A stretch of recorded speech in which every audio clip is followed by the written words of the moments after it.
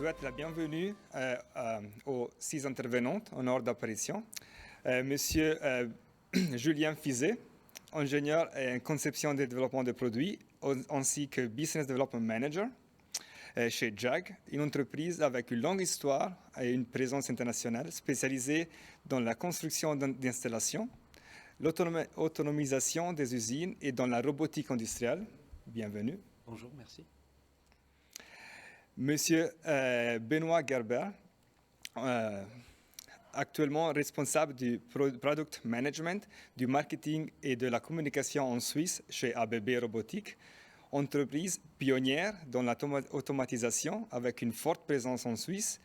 ABB Robotique est un leader mondial de la robotique avec près de 50 ans d'expérience et plus que 500 000 solutions robotiques installées à travers le monde. Bonjour. Bienvenue. Merci.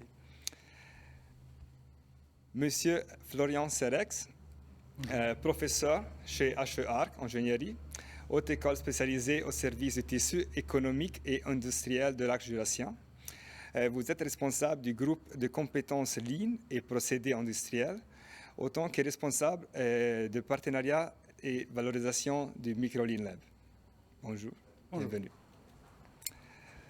Monsieur Yves Hassler, responsable dans la vente et conseil pour les solutions en Suisse romande chez Erova, entreprise suisse avec des filiales dans plusieurs pays et représentations dans le monde entier, connue surtout pour la précision de votre système de palettisation, qui propose aussi des solutions digitalisées pour améliorer et diminuer le temps de production. Bienvenue. Merci. Bonjour. Monsieur Pirmin Sender, directeur et propriétaire directeur général de la société Nevemag AG, un des principaux fournisseurs de machines-outils en Suisse, avec une gamme de produits qui comprend des centres de tournage, centres d'usinage et autant que des solutions pour l'automatisation sur mesure. Bienvenue. Bonjour. Et enfin, Monsieur Maino Morici, Sales Manager chez Ciposa, entreprise spécialisée dans l'automatisation avec un fort savoir-faire dans le micro-assemblage, avec une présence internationale sur les marchés de l'horlogerie, du medtech et semi-conducteurs. Offre des solutions du micro-assemblage précis et fiable pour améliorer la qualité et l'efficacité de la production. Bonjour. Enfin, je m'appelle Francesco Crivelli. J'ai le plaisir de modérer cette session. Je suis expert dans le groupe de robotique et machine learning chez CSM, le Centre suisse d'électronique et microtechnique. Centre de recherche et développement de nouvelles technologies avec la mission d'amener de l'innovation et de nouvelles technologies et idées dans l'industrie suisse. Merci à tout le monde. On peut commencer avec les présentations, en commençant avec Monsieur Fizet, Jack. Alors, est-ce que l'affichage est correct? J'imagine que oui. Bien. Bonjour. Alors, les domaines d'activité de JAG, c'est la construction d'installations, l'automatisation et la robotique. Nos secteurs d'activité sont l'industrie pharma, biotech, cosmétique, premièrement. Deuxièmement, l'industrie alimentaire et boissons. Et troisièmement, tout un ensemble, tout un panel d'autres industries telles que le travail des métaux, l'automobile, l'électronique, l'emballage, etc. Aujourd'hui, on va parler plus précisément de robotique. Donc, il y a 3 grands types de robots que nous intégrons chez JAG. Il y a tout d'abord donc les robots industriels. Il y a les robots collaboratifs. Et il y a les robots mobiles autonomes. Et pour ces 3 types de robots, qu'ils soient fixes ou mobiles, on a souhaité développer un outil qu'on a appelé la Digital Factory, qui va permettre d'apporter différents avantages à nos clients. Je vous propose maintenant une vidéo live de cet outil. C'est un outil dans lequel on peut se déplacer, dans lequel on peut interagir, dans lequel on peut visualiser des machines dans lesquelles on peut visualiser des usines complètes, des process logistiques. Donc voilà un environnement de production qu'on a recréé. Donc on a importé différents projets réalisés par JAG, à titre d'exemple, machine de lavage, machine de grandissage. On voit également des interfaces réalisées par JAG sur quasiment chacune de ces cellules robotisées. Ici, on est également dans le domaine de l'horlogerie.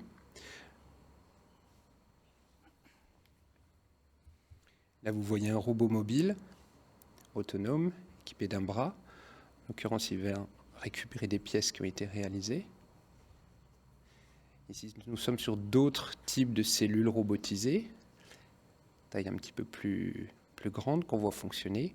On est à nouveau dans le domaine de l'horlogerie. Les pièces ne sont pas montrées. Donc on imagine cette cellule, vraiment, on est en mesure de bouger dans tout cet environnement, d'aller visionner même de manière très précise certaines parties des cellules robotisées. Ici, on est sur une cellule pour l'aéronautique. Ici, nous voyons deux systèmes de stockage type Cardex.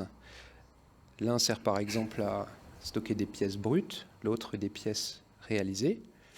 Les robots mobiles autonomes viennent directement les approvisionner, le tout étant également géré par une interface JAG. Cette JAG Factory en fait, présente non seulement des réalisations passées, mais également permet en fait, de détailler le fonctionnement de dispositifs automatisés, donc à la fois des cellules robotisées simples jusqu'à des lignes de production très complexes. Ça permet également de représenter des flux de marchandises, aussi bien au sein de différents ateliers ou même d'une usine complète. Donc c'est vraiment un environnement réel qui est modélisé et qui est animé. C'est un projet qui va ensuite être affiné, discuté avec les équipes JAG et en interne. Et on peut également impliquer à travers ce type d'outils les services production, maintenance, formation, logistique, qualité. Et la modélisation de l'environnement du client, aussi bien en zone production qu'en zone logistique, elle est évolutive, donc aussi bien sur un projet initial que dans ses déclinaisons futures. Voilà. Donc en dernière slide, vous avez mes coordonnées. Merci. Merci beaucoup, Monsieur Fizet. Brièvement, une question vite sur l'outil que vous avez présenté. Quelles sont les applications principales de cet outil et les avantages directs de cet outil pour l'entreprise qui décide de l'appliquer? En 3 mots, CIC. En fait, il s'agit, avec ce type de Digital Factory, d'usine virtuelle numérique, il s'agit de comprendre facilement quel va être ce nouvel environnement de production automatisée. Il s'agit réellement d'immerger dans ce nouvel environnement différentes équipes. Et il s'agit également de communiquer auprès de ces équipes ou en externe, auprès de financeurs, auprès de ses propres clients même. Voilà. Merci beaucoup. On continue avec le prochain intervenant, c'est Monsieur Gerber de ABB. Merci. Aujourd'hui, je vais vous parler un petit peu de ce qu'on fait en robotique. On voit que les robots industriels, la manière dont on utilise les robots change beaucoup et j'aimerais un peu faire une petite mise à jour. Au niveau robotique, on connaît les installations assez complexes avec beaucoup de robots, typiquement dans les lignes d'assemblage automobile, qui existent depuis très longtemps, qui fonctionnent très bien, mais qui sont un petit peu difficiles à mettre en place parce qu'il faut vraiment des gros volumes de production. Ça, c'était un peu la robotique du passé. Et aujourd'hui, depuis quelques années, la robotique change. On a maintenant des robots beaucoup plus compacts, qui sont aussi plus sécurisés, plus faciles à utiliser, et qu'on arrive vraiment à placer au cœur des ateliers de production. Et c'est vraiment ce type de robotique qui, à notre avis, a un gros potentiel de progression et qui peut aider vraiment beaucoup de petites et moyennes entreprises. Il y a plusieurs tendances importantes dans le monde de la robotique qui poussent ce genre de développement. Le premier, c'est la collaboration.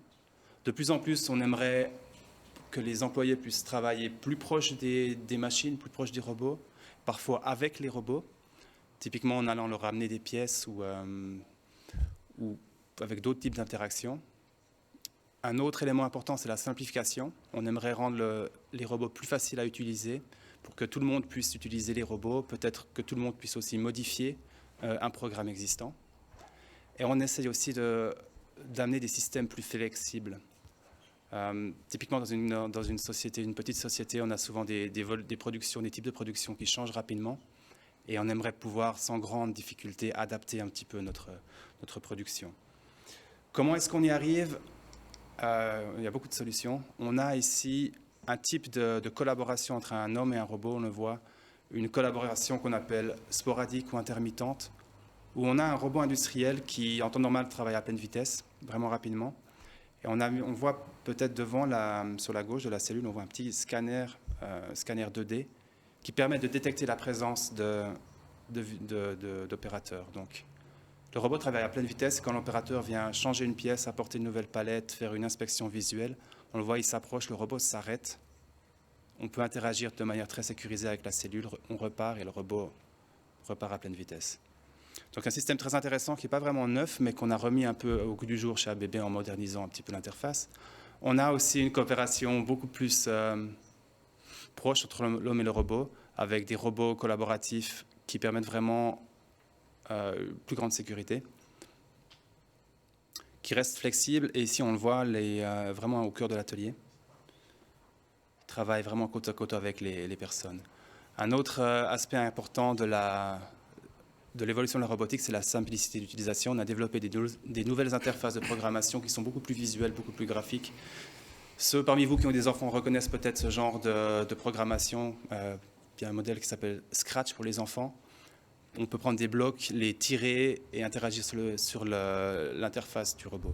On voit ici, on a lancé il y a quelques mois, 2 mois, des nouveaux robots. On a fait une présentation en direct depuis Zurich. Et on a ici la présentatrice télé qui très rapidement, bien sûr c'est en accéléré, mais très rapidement, elle a pu programmer un robot avec ce type d'interface. On a aussi vu qu'elle a pu prendre le robot, le guider guider le bras du robot pour enregistrer des positions. La robotique collaborative, c'est à notre avis quelque chose qui a beaucoup d'avenir. C'est bien sûr pas la solution à tous les problèmes. À notre avis, quand on a besoin d'une grosse flexibilité, on a un nombre important de variantes, on va préférer la production manuelle. Quand on a des gros volumes de production, qu'on a besoin d'aller très très vite, on a une automatisation classique avec des robots ou d'autres machines qui fonctionnent très bien. Mais au milieu, à notre avis, il y a un gros gap qu'on peut exploiter avec des robots collaboratifs. Merci beaucoup, M. Gerber. Vite, question. Est-ce que vous pouvez souligner les avantages de ces genres de robots collaboratifs? Les avantages, c'est que souvent, ça coûte moins cher de les installer. On a souvent des systèmes d'approvisionnement du robot qui sont manuels, qui sont plus simples. On n'a pas besoin d'avoir un gros convoyeur, on peut amener les pièces manuellement. Donc, on a un retour sur investissement plus rapide, on n'a pas besoin d'avoir de gros volumes de production. On a aussi des cas où, comme le robot peut être installé sans système de sécurité physique, on peut plus facilement le déplacer. On peut le faire travailler une semaine derrière une machine, une semaine derrière une autre. Donc, ce sont des robots qui souvent n'amènent pas plus de productivité, mais qui peuvent amener d'autres avantages, plus de flexibilité, aussi soulager les opérateurs de travaux vraiment répétitifs et un peu embêtants. Merci beaucoup. Parfait. On continue avec Monsieur Serex. C'est à vous. Bonjour, merci bien pour votre invitation et l'opportunité que vous nous donnez de pouvoir présenter notre démonstrateur, le démonstrateur de la Haute École Arc dans le cadre du laboratoire Microline Lab. On va traiter d'un domaine qui va peut-être un petit peu plus loin que l'automatisation et on va pousser le bouchon jusqu'à l'autonomisation. J'aimerais vous expliquer pourquoi on pense aller si loin dans ce qu'on aimerait démontrer dans le cadre de la Haute École Arc. Quand vous êtes dans la vie en tant qu'entrepreneur, ce qui vous intéresse, c'est de répondre à un besoin. Vous imaginez des besoins. Vous n'êtes pas en train de dire, de commencer par la solution technique. Vous imaginez, mais quel besoin? Alors nous, on a imaginé des besoins dans l'horlogerie, la bijouterie, la dentisterie ou le médical, où vous voyez 2-3 applications. Quelqu'un qui n'a plus de dents et on se souvient de qui c'est. On se casse quelque chose, comment est-ce qu'on peut réparer tout ça? Donc il y a vraiment des besoins de la vie réelle. Pour répondre à ces besoins, l'entrepreneur il doit imaginer un produit. Ces produits sont dans différentes branches. Là, par exemple, on a des résultats des réflexions de produits microtechniques, des micromoteurs ou de l'horlogerie. Ou bien, on peut penser à un style de vie aussi. Ça nous est égal de savoir si c'est difficile, long, coûteux, pas trop, mais difficile ou long de développer le bijou qui m'intéresse à moi-même ou la bague de fiançailles ou de mariage que je veux avoir. Ce qui m'intéresse, c'est d'avoir cet objet-là. Donc, j'ai un style de vie. Comment, en tant qu'entrepreneur, je peux avoir un produit qui répond au style de vie de mes clients? Après, on a les problèmes qui nous arrivent en cas d'accident ou au long de la vie, comme tous les problèmes dentaires ou médicaux, où là, on doit trouver des solutions par rapport à une problématique qui est très personnalisée. Donc, ces solutions doivent être très flexibles. Donc, ça, c'est là-dessus qu'on doit pouvoir prendre du temps. Malheureusement, dans la vie de tous les jours, quand on a trouvé ces solutions et ces produits, il faut les réaliser. Et on se retrouve devant des schémas de réalisation, de flux de pièces, de sous-traitants, de variétés énormes de processus qu'il faut mettre l'un à côté de l'autre, l'un après l'autre, pour arriver à fabriquer ces produits. Et en fait, c'est là qu'on rentre dans le monde de tout ce que le Lean aimerait effectivement supprimer, tous les contrôles, les attentes, les stocks tampons, les problèmes de qualité, on doit recontrôler, on doit faire du contrôle à 100%, etc. Et là, on rentre dans des soucis pas possibles. Et en fait, c'est un peu la manière dont on produit aujourd'hui. Et en fait, on aimerait pouvoir, comme on est tous capables de faire de l'informatique avec nos iPhones et nos Android, machin, on devrait être capable de faire de la production de produits de la même manière. Donc, notre souci doit être quel produit pour répondre à quel besoin, et la fabrication doit être une fois traitée par des spécialistes, mais après utilisée par tout le monde et mise en œuvre. Et là, ce qu'on est en train de faire à la HEAC, c'est de mettre en parallèle, dans un petit volume, beaucoup de processus différents. Et tous ces processus différents mis l'un à côté de l'autre, voilà, c'est parti, super. Vous les voyez, en fait, là, on a construit une armoire dans laquelle on peut mettre 9 boîtes technologiques. Et ces niches technologiques travaillent les unes avec les autres, peuvent communiquer grâce à un système central, peuvent être interchangées en fonction des produits qu'on a à faire, peuvent changer d'ordre de manière à pouvoir améliorer le flux global là-dedans. Évidemment, une telle machine, elle doit avoir un système de gestion globale, donc il y a un énorme développement informatique pour gérer toute la transitique, gérer tous les flux de pièces, d'outils, de pièces déjà utilisées de manière globale. Mais ensuite, ce qu'il doit y avoir, c'est qu'à l'intérieur de chaque brique technologique, on doit aussi être capable de fabriquer de manière autonome ce qu'on a à faire. Pour arriver à ça, on a mis en œuvre un logiciel d'intelligence artificielle qui permet à la machine de savoir ce qu'elle est en train de produire et de définir si ce qu'elle a produit est bon ou pas une fois que ça sort de cette machine.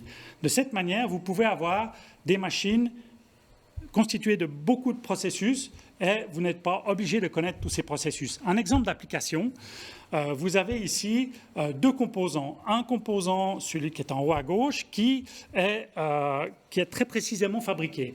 Et un composant en bas à gauche, qui lui, quand on le fabrique, a une dispersion énorme. Et vous devez les mettre, les appairer, les coupler l'un avec l'autre pour avoir un produit qui fonctionne bien. Et ça, vous pouvez arriver à le faire grâce à ce type de machine qui permet de mesurer, corriger et appairer les 2 systèmes si différents pour arriver à un produit qui a une fonction qui est celle qu'il doit remplir. Il y a plein d'autres informations que je vous propose d'aller voir sur notre site Microlean Lab, dont mon adresse, et je répondrai à vos questions avec beaucoup de plaisir. Merci beaucoup, M. Gerber. Vite question, quels sont les domaines d'activité que vous souhaiterez vous rejoindre dans ce concept de 1000 ? Alors, on a réussi à créer une superbe communauté d'intérêt avec des entreprises, surtout horlogères, et des entreprises qui amènent des briques technologiques dans l'horlogerie. Mais comme je l'ai expliqué au début de la présentation, on aimerait bien avoir aussi des entreprises qui viennent des medtech ou bien de la dentisterie, parce qu'on a un énorme potentiel justement dans toutes ces configurations d'appairage et de mixage de process et de suivi du data de la fabrication avec la pièce tout au long du processus de fabrication. Merci beaucoup. On Avec continue plaisir. avec les présentations et avec M. Hasler pour Erova. Merci. Voilà, donc ça fait déjà 26 ans qu'Erova propose son système de gestion de production en 4 étapes. La standardisation avec des palettes qui se repositionnent dans les 2 microns. L'organisation avec des machines qui permettent de faire le pré-réglage et la mesure. L'automatisation avec différents types de robots. Et enfin, la gestion de production. L'idéal, ce serait d'utiliser des puces RFID pour le suivi des palettes. On peut les lire grâce à un lecteur manuel où le robot s'en chargera dès la fermeture des portes. Lorsque les temps d'usinage sont assez lents, il peut être plus avantageux d'utiliser 4 posages plutôt qu'un robot. L'opérateur lira alors les puces de position sur la machine et de la palette, ce qui chargera automatiquement les programmes sur la machine. Le cycle est le suivant. On définit la pièce avec ses processus et programmes qui peuvent provenir d'un ERP. On monte et on assigne les pièces sur la palette. On place la palette sur la machine et on l'identifie. Programme et origine sont chargés automatiquement. Il est possible d'analyser les données en cours de production, quelle machine fait quoi, pendant combien de temps, liste d'attente, etc.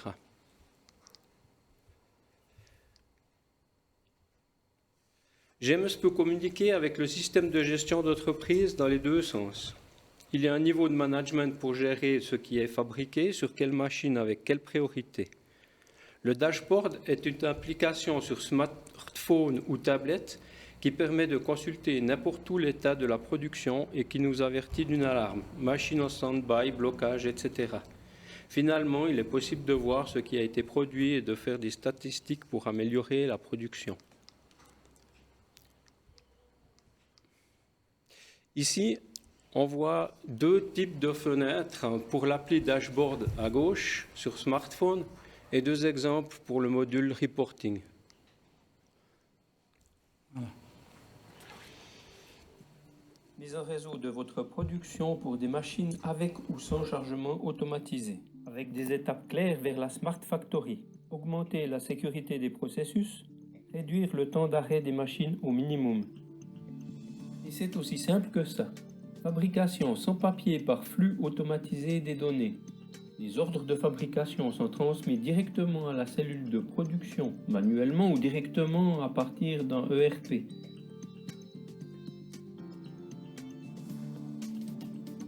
Planification facile et aperçu des commandes de fabrication.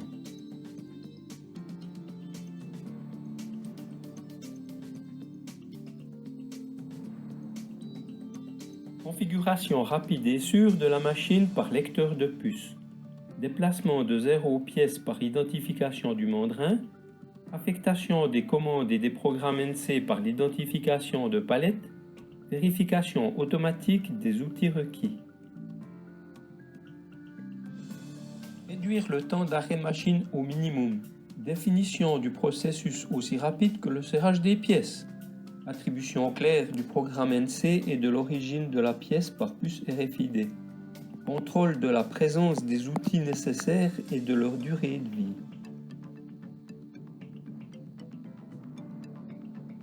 L'opérateur contrôle la machine en temps réel. Tableau de bord par application avec statut de machine en direct et liste de pièces en cours. Alarme et alerte par message push. Un message annonce automatiquement les pièces finies. GMS améliore l'efficacité et la sécurité de votre fabrication. visualisation de la production complète, exclusion d'erreurs par l'automation des données, une seule interface de commande pour tous les types de machines.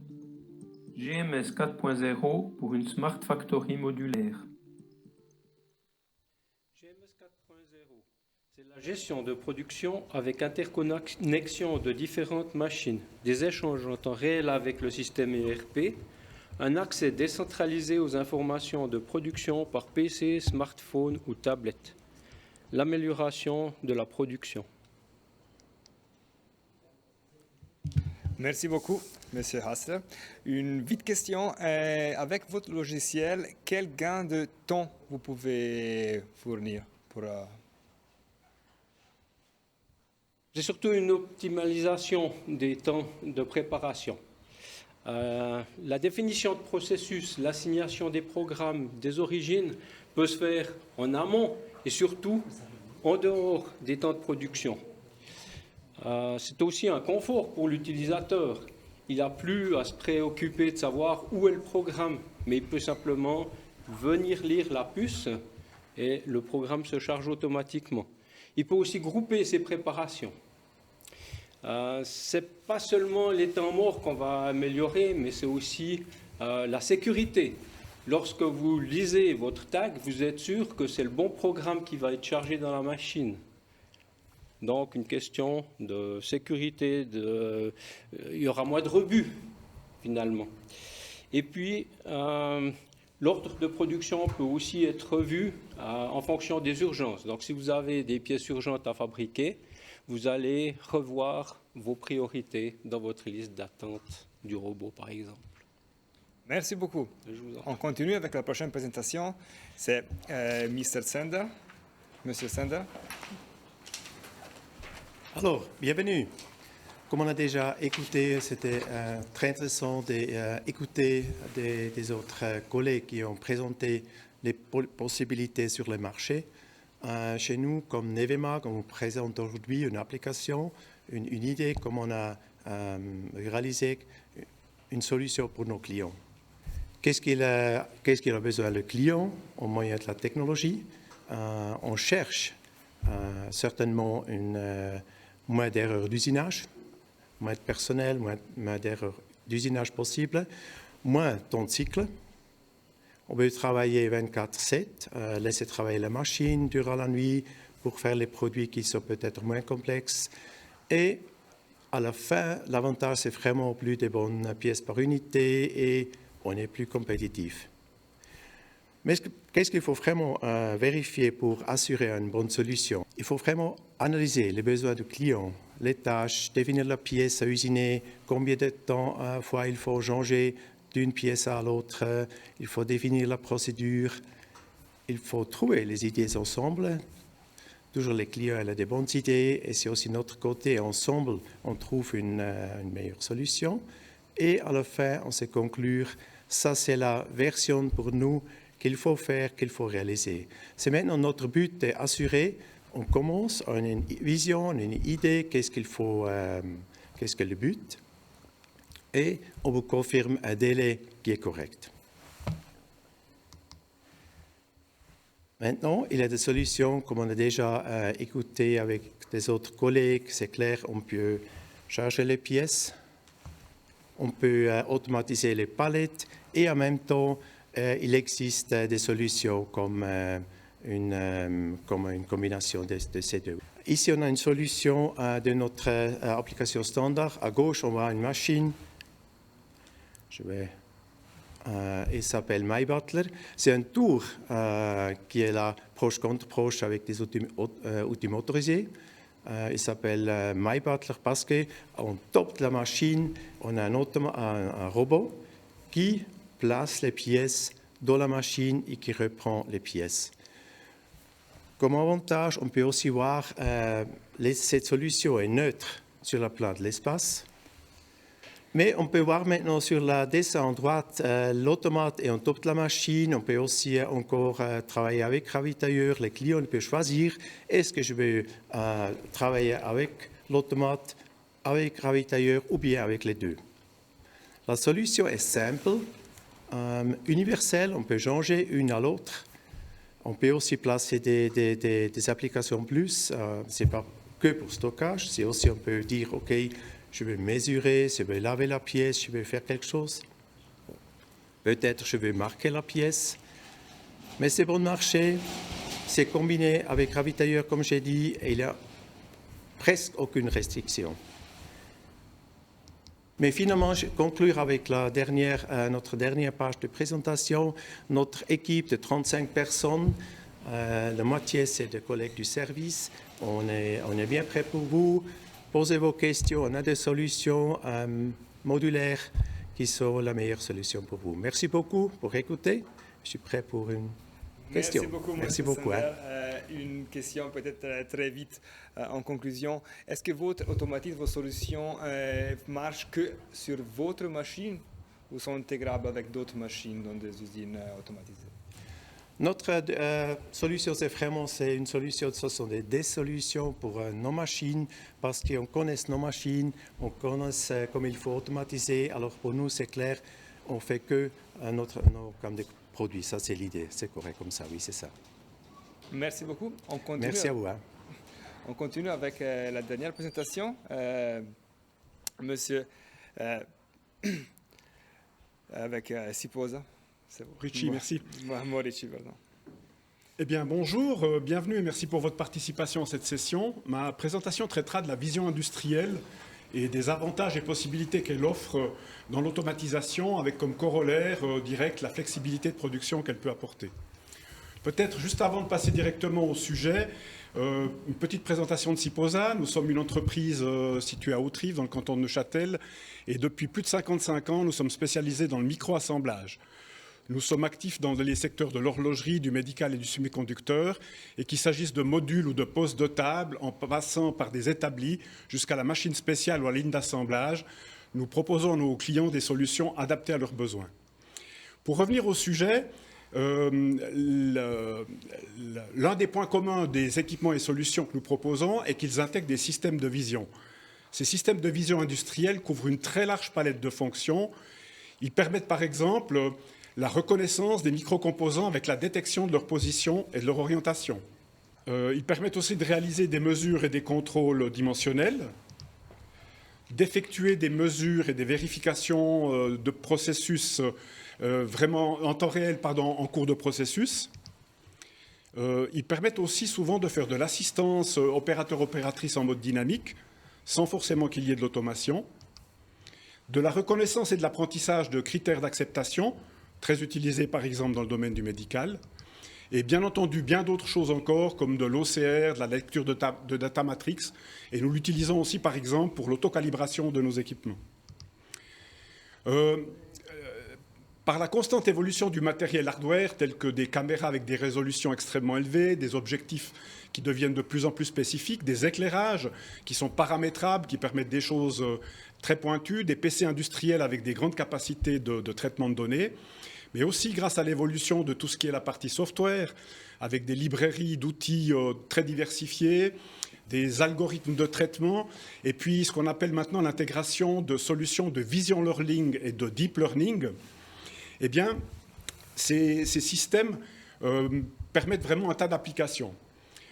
Chez nous, par exemple, il y a, à Siposa, il y a beaucoup d'applications. Pour n'en citer que peut-être les plus représentatives, on peut prendre l'exemple de notre établi de microassemblage, dans lequel, par le biais de la vision, nous contrôlons l'orientation de la tête de vis, nous asservissons la position de la lame de l'outil avant de prendre la vis par tête vacuum et de la visser, avec contrôle de force et de position.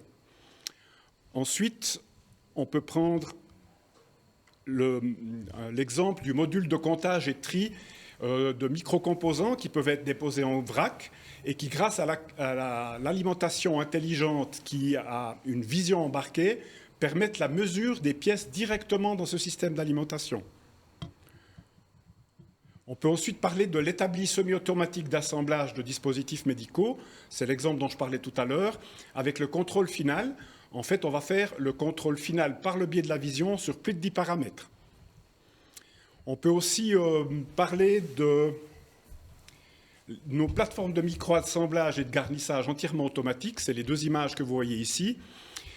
qui embarque jusqu'à 8 systèmes vision, qu'il s'agisse de faire l'alimentation des composants, le contrôle en cours ou en fin de processus, et comme je le disais tout à l'heure, l'autocalibration de l'équipement, et qui permet des répétabilités sur la machine de l'ordre de plus ou moins 2,5 microns.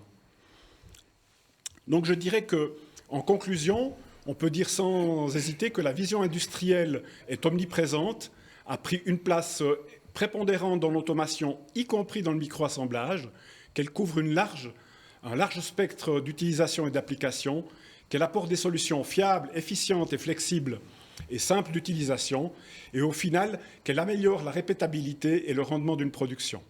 Merci. Merci beaucoup, Monsieur Morici. Très vite, une question. La vision industrielle existe depuis longtemps. Donc, quoi vous différenciez avec votre solution? Mais comme on le disait, nous sommes spécialisés plutôt dans le micro-assemblage, donc on a dû adapter les solutions existantes déjà. On est des intégrateurs, mais on les a adaptées au travail de composants de très très très petite taille. On parle toujours de microns, on est capable d'alimenter des pièces qui sont en dessous du millimètre, de les prendre et de les positionner avec des précisions toujours de l'ordre du micron. Et c'est là où on a pu amener peut-être un savoir-faire qui n'existe que partiellement sur le marché. Merci beaucoup. Merci à vous. Avec quelques problèmes techniques, on a terminé notre partie dédiée aux présentations. On a encore quelques minutes pour discuter quelques thèmes dans notre table ronde.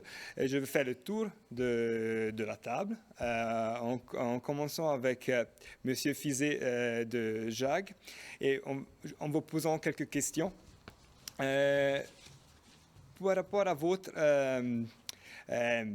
outil et votre approche, pourquoi faire l'effort de digitaliser? Disons que nous, on est une petite entreprise, nous sommes une petite entreprise. Est-ce que ça vaut vraiment la peine ou ce sont des solutions que pour les grandes entreprises? Oui, effectivement. Alors, la question est légitime. Le but en tant que tel, ça ne va pas forcément être de digitaliser. Le but, c'est d'automatiser pour gagner en performance, en traçabilité, en répétabilité, en confort, en sécurité pour les opérateurs. Donc, le but en tant que tel, ce n'est pas forcément de digitaliser.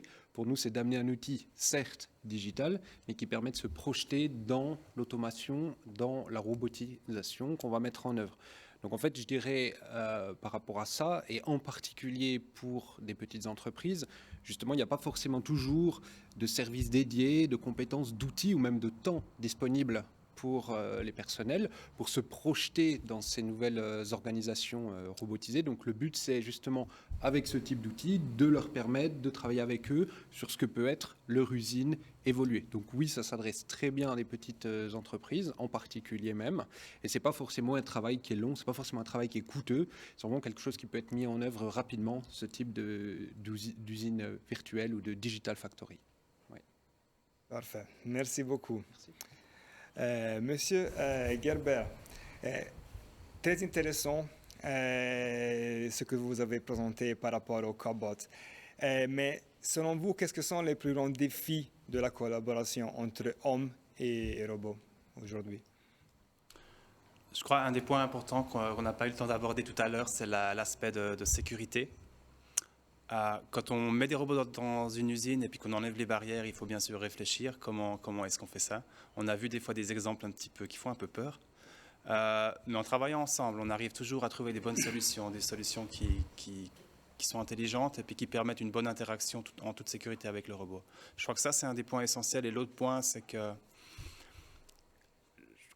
les robots ne sont pas la solution à tous les problèmes qu'on a dans l'industrie. Je crois que j'avais montré sur le dernier slide, je voulais un petit peu montrer ça, que pour les applications, on a besoin de beaucoup de vitesse. Les machines traditionnelles sont les meilleures. Et le cobot va amener sûrement plus de flexibilité, un certain degré d'automatisation, mais pas le même. Mais enfin, à mon avis, pour les petites entreprises, avec des volumes de production de taille moyenne, il y a beaucoup d'avantages, je pense. Merci beaucoup. Monsieur Serex et votre Microlean Lab, est-ce que vous pensez que le monde est vraiment prêt à remplacer des systèmes de solutions traditionnels et bien connus par ce concept complètement nouveau qui ressemble un petit peu comme à des Lego, disons? Je pense qu'Apple ne s'est pas posé la question quand il a sorti son smartphone de savoir si le monde était prêt ou pas. Qu'est-ce qu'il a fait? En fait, il a apporté la simplification de l'utilisation d'un software. Ce qui est important, c'est d'avoir accès à ce que le programme peut apporter à l'utilisateur final. Et la complexité est gérée avant et dans le système à l'intérieur. Et ce qu'on aimerait faire là, c'est pareil. C'est-à-dire que quand vous avez besoin de 9 processus différents pour pouvoir fabriquer un composant jusqu'à ce qu'il soit utilisable dans un assemblage, par exemple, vous avez besoin de 9 spécialistes pour chacun de ces processus. Comment vous pouvez vous en sortir par des petites séries si vous n'en fabriquez pas trop? C'est juste plus possible. Donc, en regroupant tous ces process l'un à côté de l'autre, en fait, on doit arriver à faire en sorte que la seule chose qui est importante à l'utilisateur d'un tel système, c'est de dire je veux avoir cette pièce-là. Il définit sa pièce et toute la difficulté de la fabriquer est intégrée dans le système dessous et c'est ce qu'on appelle apporter de l'autonomisation au processus de fabrication. Ça permet vraiment comme ça de regrouper une complexité qui est gérée en amont et qui puisse être mise en œuvre par des gens qui ont un autre métier que le métier soit de fraisage, soit de décolletage, soit de galvano, mais un métier qui est celui de définir un cahier des charges, définir un produit, designer, comprendre les besoins et répondre à ces besoins par des produits, et de répondre à ça en utilisant cette machine par la réalisation du produit. Donc, je pense que quand on verra tous ces avantages arriver, le remplacement se fera rapidement. Vous croyez, alors, là où je ne vais pas dire que j'y crois moins, mais là où il y a beaucoup de rêves, c'est quel degré d'autonomisation on va réussir à apporter dans nos moyens de production, et puis quand. Merci beaucoup. Monsieur Hassler, comment se passe la mise en service de votre outil? C'est quelque chose que Erova doit aller sur place et installer ou c'est quelque chose que aussi le client peut faire directement? Alors GMS est un système qu'on va installer nous, donc c'est les équipes d'Erova qui vont installer le système chez le client, mais c'est aussi une personnalisation à faire en fonction du parc machine, en fonction de la structure de son réseau, en fonction de la dénomination de ses pièces, etc. L'installation n'a pas besoin d'être faite en une fois, on peut le faire pas à pas, en plusieurs fois, en fonction de l'évolution aussi de la production du client. Et puis, on propose aussi des systèmes ou des programmes de maintenance pour avoir toujours les dernières mises à jour des programmes. Et en général, ces solutions comme sont acceptées par des collaborateurs qui sont plutôt liés à des travaux Au départ, traditionnels. il y a peut-être un petit peu de réticence parce que c'est souvent pas les opérateurs qui ont choisi le programme. Donc, ils sont un peu réticents. Mais quand ils voient les avantages que ça amène, le confort d'utilisation, aussi la sécurité, ils veulent plus en passer. Merci beaucoup. Une question similaire à M. Zender. Ce n'est pas trop compliqué pour le personnel, ce que vous proposez, qui sont habitués à travailler dans une certaine manière, disons, dans les usines traditionnelles. Je pense que c'est une question très intéressante parce que les ouvriers ou les collègues qui travaillent dans la production, aujourd'hui, il ne faut plus être capable de programmer le robot ou de programmer ça. C'est vraiment avancé. Je pense qu'il faut bien comprendre les besoins, quelle flexibilité, tout ça, combien de temps il faut changer d'un produit à l'autre et tout ça. Mais c'est vraiment le but. On trouve des solutions qui sont vraiment faciles à manœuvrer, faciles à changer. Surtout durant la nuit, il faut vraiment quelque chose qui est comme on peut faire avec 2 menus, comme moi-même je peux faire, alors c'est bon. Merci beaucoup. Et Monsieur Morici, on parle souvent de vision intelligente. Mais qu'est-ce que peut effectivement amener cet outil dans le domaine de l'automatisation? Bien, on se rend compte de plus en plus souvent que c'est une des problématiques qui est ressortie, je crois, de tous les interlocuteurs, c'est que nos clients ont de plus en plus des petites séries à fabriquer, de la flexibilité dans le domaine de la production, de l'assemblage, du micro-assemblage et de l'automatisation. Et la vision peut justement aider, est un des outils, ce n'est pas le seul, mais c'est un des outils qui permet, quand elle est bien programmée, de passer par exemple d'une série à l'autre extrêmement rapidement. Nous faisons par exemple de la reconnaissance de composants. Le client n'a plus besoin d'introduire la nouvelle recette. La reconnaissance du composant va appeler le nouvel OF. Merci beaucoup. Merci beaucoup à tous les intervenants et merci beaucoup à vous pour l'attention. Et je passe maintenant la parole à M. Kohler pour la suite de l'événement de la journée. Merci M. Crivelli. Mesdames, Messieurs, chers internautes, je vous remercie d'avoir suivi cette présentation. Voilà. Je remercie également tous les participants à cette table ronde qui se sont retrouvés virtuellement lors de très nombreuses séances pour mettre tout ça en place, pour finalement montrer cette solution globale dans automatisation et robotique de toutes ces industries de la région qui sont extraordinaires et qui proposent des solutions complémentaires au service des internautes et des clients. Si vous voulez aller plus loin par rapport à ce qu'on vient de voir, vous voyez à l'écran les coordonnées des personnes qui ont parlé, donc mail et téléphone. Ces coordonnées seront disponibles aussi sur le site de SIAMS. N'hésitez pas à les contacter, à leur poser des questions. Ils sont à votre disposition pour aller plus loin, pour vraiment vous démontrer leurs solutions conjointes, toutes ces choses-là, comment ça fonctionne.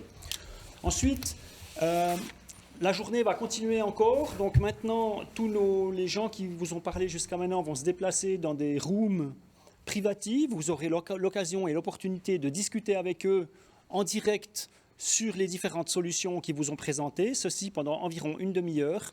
Et puis ensuite, la suite de la journée sera 2 autres sessions, une sur l'efficacité des processus à 14h30 et puis tous les outils d'aide à l'innovation au niveau de l'arc jurassien des microtechniques à partir de 16h.